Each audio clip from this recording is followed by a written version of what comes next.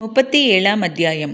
கூழையன் எவ்வியூருக்குள் அதிகாலையில் வந்து சேர்ந்தான். வழக்கமாக காட்டுப்பாதையில் நடந்து வருபவன் இம்முறை குதிரை பாதையில் 3 வீரர்களோடு வந்திறங்கினான்.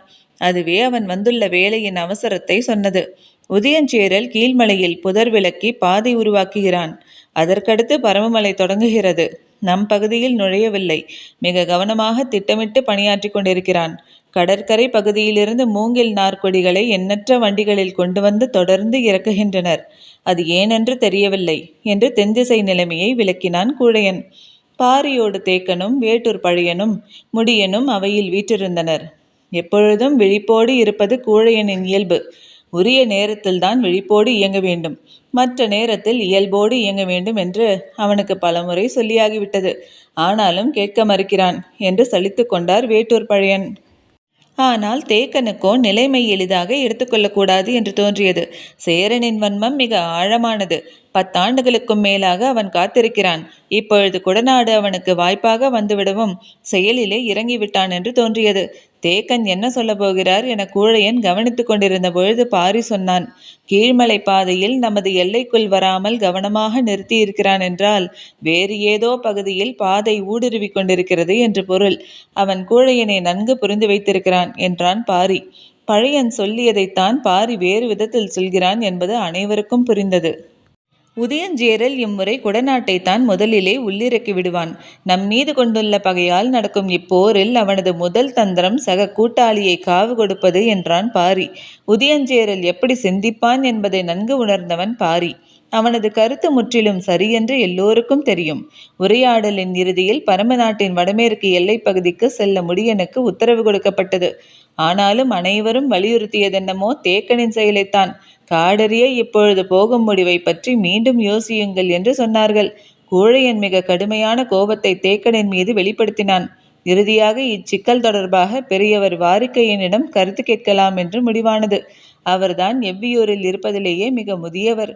வயதானாலும் இது போன்ற சிக்கல்களில் தலையிடுவதில்லை. ஆனால் குழப்பமான நிலை ஏற்பட்டால் பாரி இறுதியாக கருத்து கேட்பது வாரிக்கையனிடம்தான். இப்பொழுது சிக்கல் அவரிடம் போனது. போர் சூழலை புரிந்து கொண்டு தேகன் தனது முடிவை மாற்ற வேண்டும் என்று கூழையனும் பழையனும் கூறினர். சாமப்பூ மலர்ந்த பிறகு முடிவை மாற்றுவது மரபன்று என்று தேக்கன் கூறினான். இரண்டுக்குள்ளும் இருக்கும் உண்மைகளை சிந்தித்து வாரிக்கையன் சொன்னார். முழுநிலவுக்கு இன்னும் 3 வாரங்கள் இருக்கின்றன. அதற்குள் பகரியின் ஈரலை கொண்டு வர பரம்புன மக்களுக்கு பாரி உத்தரவு விடட்டும்.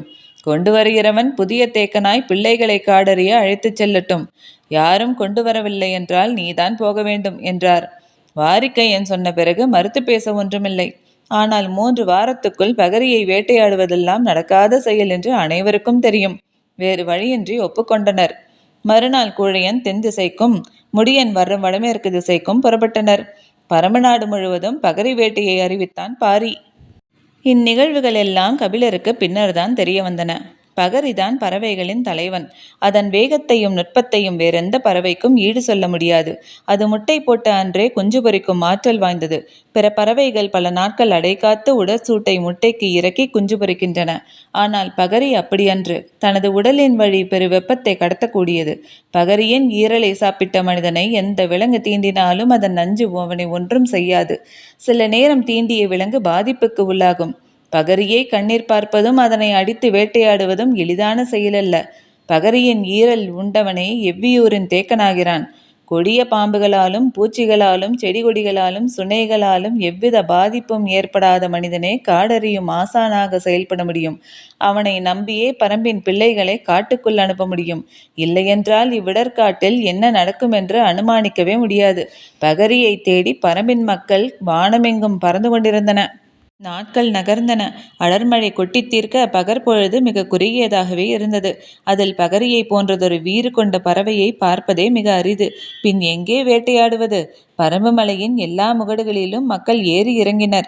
தன் இயல்பில் எப்பொழுதோ கண்ணேற்படும் ஒரு பறவையை தனித்து வேட்டையாடி பிடிக்கும் அளவிற்கு மனிதரின் கைக்குள் இயற்கை சுருங்கிவிடவில்லை. பரம்பின் மக்கள் அச்சிறு பறவையிடம் தங்களின் தோல்வியை ஒப்புக்கொள்ளும் கடைசி பகலும் முடிவுக்கு வந்தது. இன்றிரவு முழுநிலவு நாள். வேட்டூர் பழையன் செய்திக்காக முன்னிரவு வரை காத்திருந்தான். எங்கிருந்தும் செய்தி வரவில்லை. பகரி அகப்படவில்லை என்பது முடிவானது. இனி தேக்கன் காடறிய புறப்படுதலை தடுக்க முடியாது என தெரிந்ததும் பழையன் வேட்டுவன் பாறை நோக்கி புறப்பட ஆயத்தமானான். முன்னிரவில் தேக்கனை கண்டு பேசினான். பிள்ளைகளை நல்லபடியாக பயிற்றுவித்து கொண்டு வா, மற்றவற்றை நாங்கள் பார்த்து கொள்கிறோம் என்று சொல்லிவிட்டு புறப்பட்டான். அவனோடு இளம் வீரர்களும் உடன் வந்தனர். நள்ளிரவுக்குள் புலிவால் குகைக்கு போய்விடலாம். அங்கு படுத்து எழுந்து பயணத்தை தொடரலாம் என்பது திட்டம். பெருகியோடும் வைகையின் இருளகற்றி சூரியன் கதிர்கள் மதுரையை எட்டி பார்க்க தொடங்கின.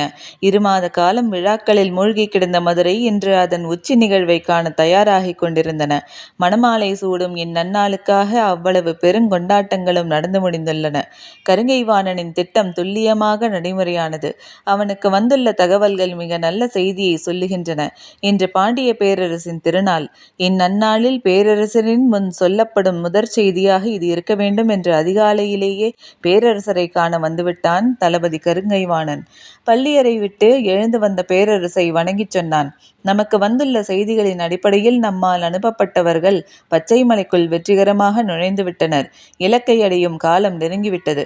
அவனை கட்டித் தழுவினார் பேரரசர். மனநாளில் மகிழ்வை விஞ்சும் ஆற்றல் கொண்ட செய்தியை அளித்தாய் என பாராட்டி மகிழ்ந்தார். புதிய விற்பனுக்கும் தெரிவித்துவிடு. சூழ்குடில் முதுவனுக்கும் சொல். மணவிழாவின் மகிழ்வு எல்லையற்றதாக பெருகட்டும். வணங்கி விடைபெற்றான் கருங்கைவாணன். பள்ளியறை திரைச்சீலையை விலக்கி வெளியேறி வந்த பொற்சுவை நீராழி அரங்கிற்குள் நுழைந்தாள். நீள்வட்ட பளிங்கு நீர்க்குடுவை அவளுக்காக காத்திருந்தது. அதில் 42 நறுமணப் பொருட்கள் கலக்கப்பட்ட மழைநீர் நிரப்பப்பட்டிருந்தது. பொற்சுவை அருகில் வந்தாள். சுற்றிலும் சேவை பெண்கள் நின்றிருந்தனர். பக்கவாட்டில் அமைந்திருந்த படிமேல் ஏறி வலது கால் நீட்டி பெருவிரலால் கொண்டு நீரினை அசைத்தாள்.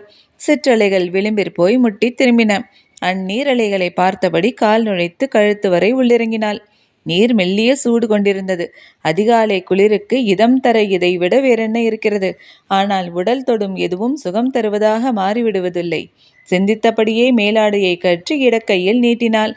சேவை பெண் அதனை பணிந்து பெற்றுக்கொண்டாள். மணநீரின் வாசனை எங்கும் பரவி மூச்சடைக்கச் செய்தது. நறுமணக் குளியல் பழகிய ஒன்றுதான். ஆனால் யவன நறுமணங்கள் மூக்கிற்கு சற்றே கடுமையூட்டக்கூடியவை. அவற்றை அதிகமாக ஊற்றியிருக்கிறார்கள் என தோன்றியது. இந்த கலவையை ஆண் உருவாக்கியிருக்க வேண்டும். பெண்ணின் கைப்பக்குவம் இப்படி இருக்காது. ஆனால் எல்லா ஆண்களும் இதுபோல் கடுமை கொண்ட கலவையை உருவாக்கி விடுவதில்லை. எவ்வித நறுமணப் பொருட்களும் இன்றி அவனோடு சேர்ந்து சுனை நீராடிய பொழுது எழுந்த மனமும் இன்பமும் வேறொன்றிலும் ஏற்பட்டதில்லை. கலவை நறுமணப் பொருட்களோடு மட்டும் தொடர்புடையதல்ல. ஈடற்ற இன்பத்தை உருவாக்க விரல்கள் மட்டுமே போதுமானவை. விரல்தான் உடலின் கண்களை திறக்க வல்லது. பாலாடையின் மீது ஊர்ந்து போகும் சிற்றெரும்பின் கால் தடம் போலத்தான் விரல்கள் ஏற்படுத்தும் வடுக்களும். வடுக்கல் பதிந்த பள்ளத்தின் வழியேதான் நினைவின் ஊற்று கசிந்து கொண்டே இருக்கும். கண்ணுக்கு தெரியாமல் நினைவிற் படரும் இந்நறுமணத்துக்கு ஈடு சொல்ல என்ன இருக்கிறது? சுனை நீரின் குளுமையை நான் அறிய வேண்டும் என்று சொல்லித்தான் அவன் அழைத்துச் சென்றான். நீர் மேனி எங்கும் ஊர்ந்து போய் கொண்டிருந்தது. நீரோடும் பாறை சுடுமென்று சொன்னால் யார் நம்புவார்கள்? நீர் தழுவும் எனது மேனியின் சூட்டை நான் உணர்ந்த பொழுதுதான் அந்த உண்மையை உறைந்தது. சிறு மணலை அள்ளி எனது கையிற் கொடுத்து பூசிக்கொள் என்றான். நான் மேனியெல்லாம் பூசினேன். மென்மலர் மேனியில் சிறு உராய்வுகளையும் கீறலையும் மணற்துகள்கள் ஏற்படுத்தின. மீண்டும் நீரில் மிதந்தேன். சிற்றெரும்பு கடித்ததைப் போன்ற அக்காயங்களை குளிர்நீருக்குள் உணர்ந்து கொண்டிருந்த போது அவன் நீருள் இறங்கினான். மாமரத்து அடிவாரம் இருக்கும் செவ்வெரும்பு கடிப்பதைப் போல உணரத் தொடங்கினேன். கடிகாயங்கள் காமத்துக்குள் மறைந்து கொண்டிருந்த பொழுதே புதிதாக தோன்றிக் கொண்டும் இருந்தன. சீற்றம் கொண்டு தாக்கப்படுதலின் சுவையை காயங்களே கற்றுக் கொடுக்கின்றன. இச்சிந்தனை உருவான கணத்தில் நறுமணத் தொட்டியில் இருந்து மேலேறினாள் பொற்சுவை. தோழிகள் பதறினர். ஒரு பொழுதாவது மணநீருக்குள் இருக்க வேண்டும் இளவரசி என்று வேண்டினர். இச்சொல்லில் உள்நுழைய முடியாத இறுக்கம் கொண்டிருந்தாள் அவள். 42 நறுமணங்களையும் விஞ்சிய வாசனை என்னுள் உண்டு. அதை நுகரக்கூடியவனை நுகர்ந்தவள் நான். சொற்களை மனம் உச்சரிக்கும் பொழுது உள்ளுக்குள் இருந்த வாசனை மேலெழுந்து வந்தது. மேலேறும் வாசனை நினைவு காட்சிகளை கொட்டி தவிர்த்தது. ஆடை அலங்காரத்துக்கும் மலர் அலங்காரத்துக்கும் எல்லோரும் தயாராகி இருந்தனர். ஈரம் உலராத பொற்சுவை இருக்கையில் வந்து அமர்ந்தவுடன் சேவை பெண்கள் அருகில் வந்தனர். கைகளில் ஆடைகளை வைத்துக்கொண்டு ஆயத்தமாக இருந்தனர். அவள் நிமிரவே இல்லை. அவளது அனுமதியின்றி யாரும் தொட்டுவிட முடியாது. சேவை பெண்கள் செய்வதறியாது நின்று கொண்டிருந்தனர்.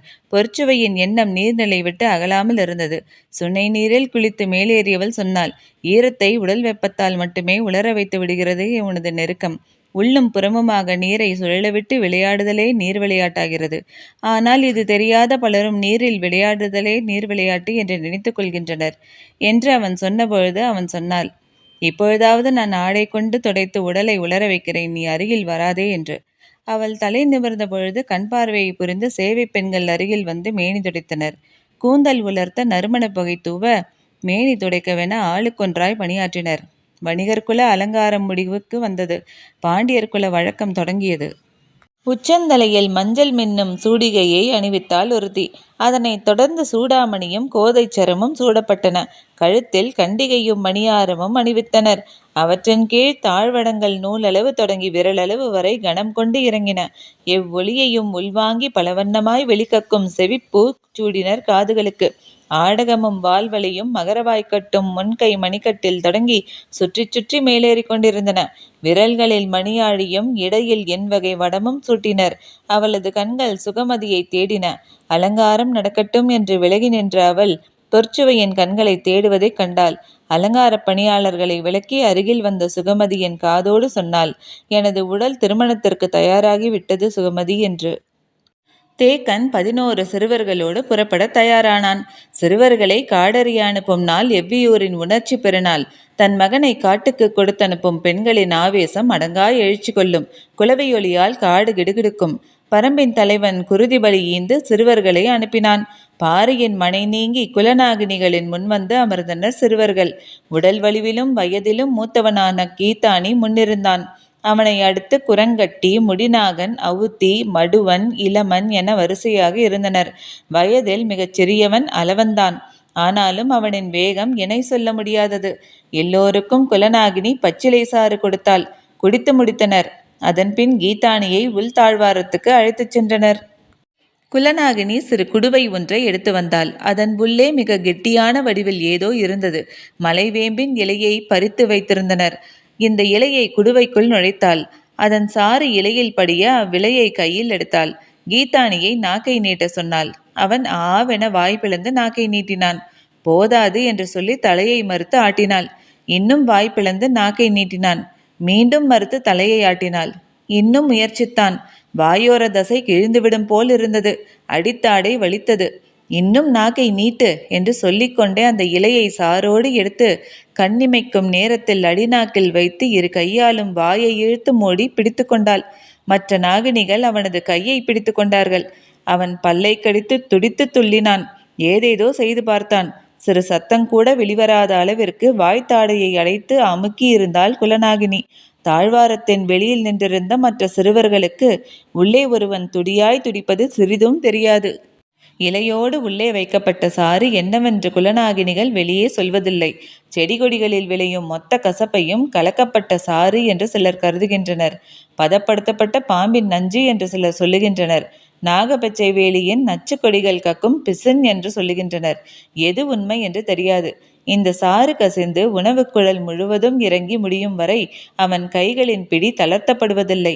நாவின் சுவை நரம்புகள் முழுவதும் நஞ்சு பிசின் சாறு உள்ளிறங்கிய பின்னே அவன் வாய் திறந்து மூச்சுவிட அனுமதிக்கப்படுகிறான்.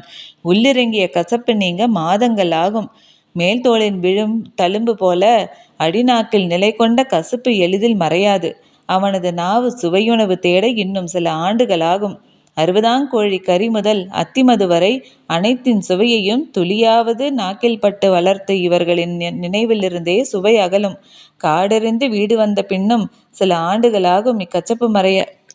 இக்கசப்பின் வாடை காட்டு பயணத்துக்கும் தேவையான ஒன்று. காட்டின் எல்லா விலங்குகளும் இவ்வாடையை அறியும். சிறுவர்கள் பேசியபடி நடந்து செல்ல இவ்வாடையை நுகர்ந்து அவை விலகிச் செல்கின்றன. விலங்குகளை விளக்க இக்கசப்பின் மனமே மொழியாகிறது. 11 பேரும் மலைவேம்பின் இலையை விழுங்கி துடித்து அடங்கினர்.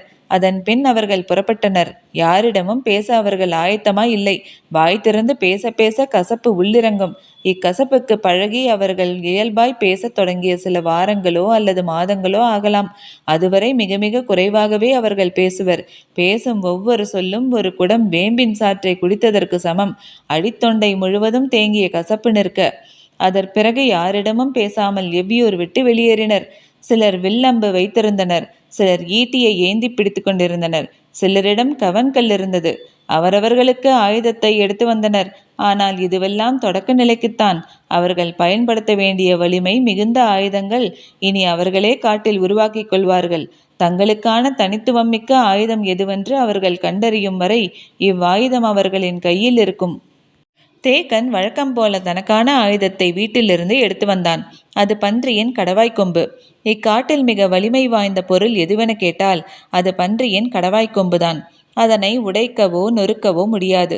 அதன் அடிப்பகுதிக்கு என்ன வலிமை இருக்கிறதோ அதே வலிமை கூர்மை மிகுந்த முனைப்பகுதிக்கும் உண்டு. எனவே முனையின் கூர்மை ஒருபோதும் சிதைவுறாது. தேக்கன் இரு கொம்புகளின் அடிப்பகுதியும் துளையிட்டு அருந்துவிடாதபடி நார்கொண்டு 2 கையின் மணிக்கட்டோடு சேர்த்து கட்டியிருந்தான். காடறிதல் பயணக்காலம் முழுமைக்கும் அவன் பயன்படுத்தும் ஒரே ஆயுதம் அது மட்டும்தான். மணிக்கட்டில் கட்டி உள்ளங்கைக்குள் மடக்கி கொண்டால் இப்படி ஒரு ஆயுதம் இருப்பதே வெளியில் தெரியாது. இது கொண்டு எந்த மரத்தின் அடிப்பகுதியையும் குத்தி இழுத்தால் நரம்பு செதில்கள் பீத்து நொறுங்கும். இறுகிய மரத்தின் தூரையே பீத்து எடுக்குமென்றால் விலங்குகள் எல்லாம் ஒரு பொருட்டே அல்ல. காடறிந்து சிறந்த போர் வீரனாக விளங்கி தனது திறமையால் பல வலிமை மிகுந்த பணிகளை செய்து இறுதியில் பகரியை வேட்டையாடி ஈரலை தின்றவன்தான் தேக்கனாகிறான். எனவே அவன் தனது உடல் அசைவையோ ஆற்றலையோ துளியும் வீணாக செலவிட மாட்டான். எந்த ஒரு விலங்கின் தாக்குதலையும் சமாளிக்க மிக சில அடிகள் போதும். குத்தி கொன்று வீழ்த்துவதெல்லாம் வீரர்களின் தொடக்க கால வாழ்வில் நிகழ்த்தும் செயல். ஆனால் வாழ்வு முழுவதும் காடு பார்த்து பட்டறிவின் உச்சத்தில் நிற்கும் தேக்கனுக்கு தேவை மிக சிறிய சில அசைவுகள்தான். எந்த விலங்கின் நரம்பை எங்கு தட்டினால் போதும் என்று தெரியும். கைப்பிடி அளவு கோரை பொருட்களின் முனையில் முடிச்சிட்டு அதனை கொண்டு அடித்தால் யானை நகர முடியாமல் உட்காரும்.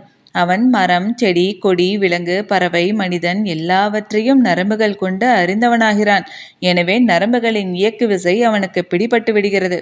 விலங்குகளின் வலிமை ஆற்றல் மீதான கருத்தெல்லாம் நினைவிலிருந்தே உதிர்த்து விடுகிறது.